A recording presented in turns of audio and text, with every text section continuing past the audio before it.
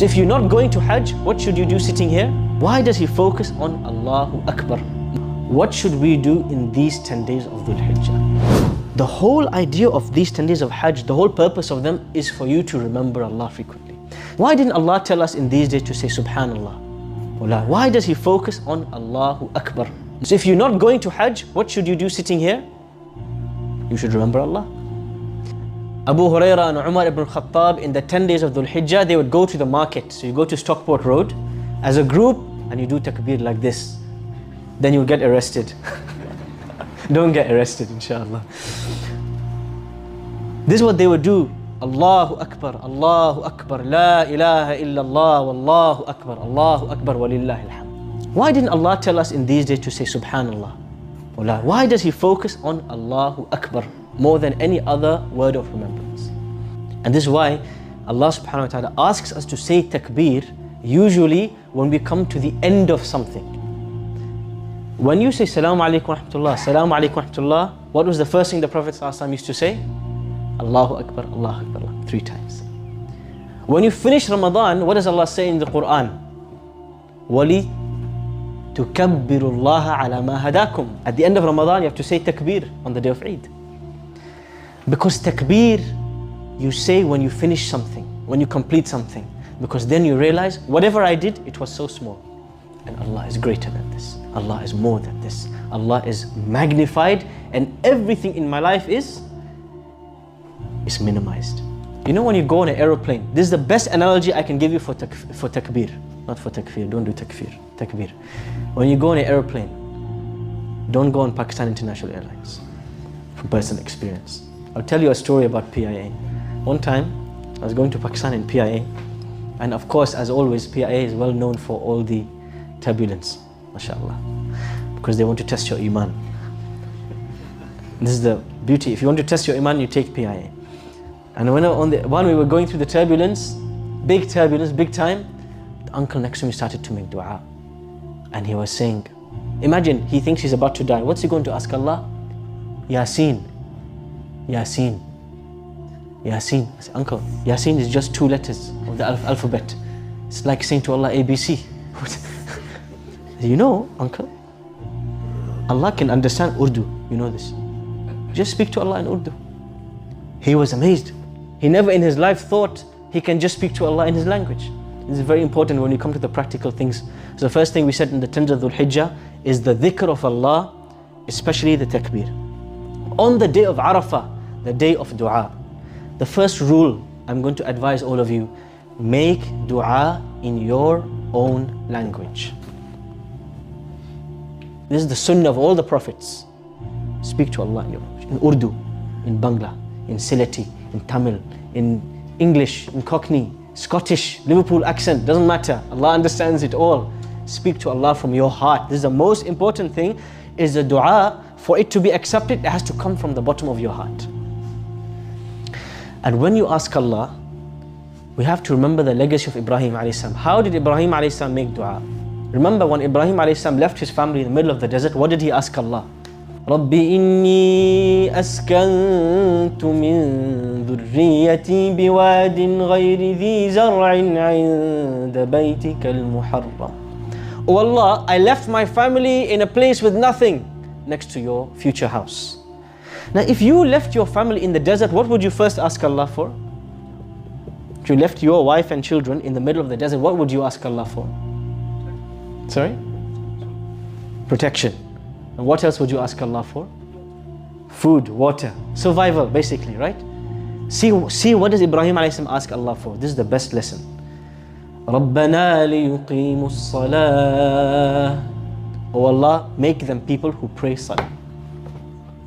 فَجَعَلْ أَفْئِدَةً مِّنَ النَّاسِ تَهْوِي إِلَيْهِمْ And make people love them and want to come and live next to them. Community. وَارْزُقَهُم مِّنَ الثَّمَرَاتِ لَعَلَّهُمْ يَشْكُرُونَ He asked Allah for salah, then for community, then 3rd place, bronze medal, he asks Allah, oh Allah, give them food and drink. See the priorities of Ibrahim alayhi salam. When we make dua to Allah, we tend to ask Allah, oh Allah, my exam, my promotion, my rizq. We ask Allah for this dunya. The first thing we should ask Allah is for the things that impact our akhirah. And then you ask Allah for the things in this dunya. This is the lesson for Ibrahim. Keep the priorities in check. So when Allah says, مَنْ كَانَ يُرِيدُ حَرْثَ الْآخِرَةِ نَزِدْ لَهُ فِي حَرْثِهِ.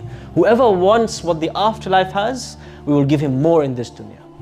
وَمَنْ كَانَ يُرِيدُ حَرْثَ الدُّنْيَا نُؤْتِهِ مِنْهَا وَمَا لَهُ فِي الْآخِرَةِ مِنْ نَصِيبٍ. And if you just want this dunya, we will give it to you, and you'll have nothing in the afterlife. Make dua for your children. It's what Ibrahim a.s., he's not just asking Allah for himself. He's asking Allah, make my children people who pray salah.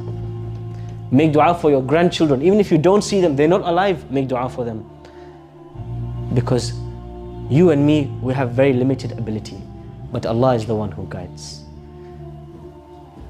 So make dua for the afterlife. Make dua in your own language. And pour your heart out to Allah on the day of Arafah.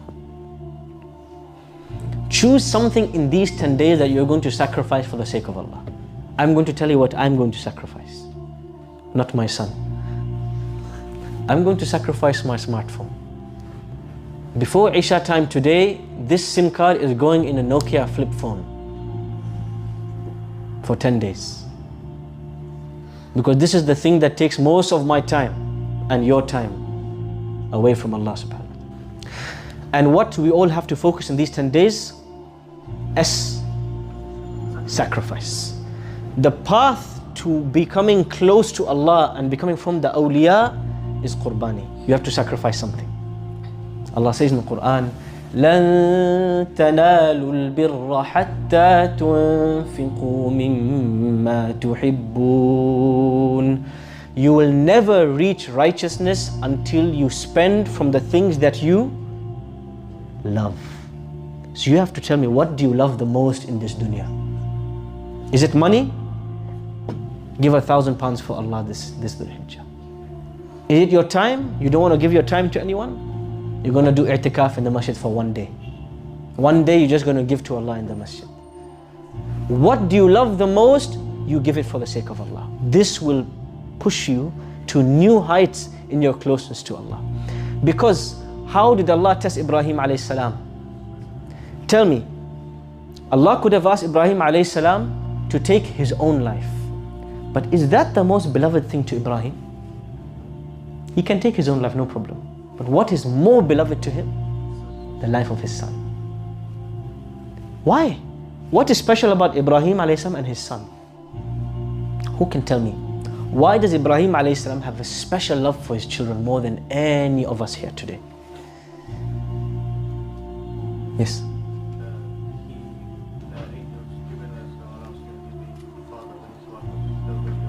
How old, roughly, do anybody know how old was Ibrahim alayhi salam when he had his first child?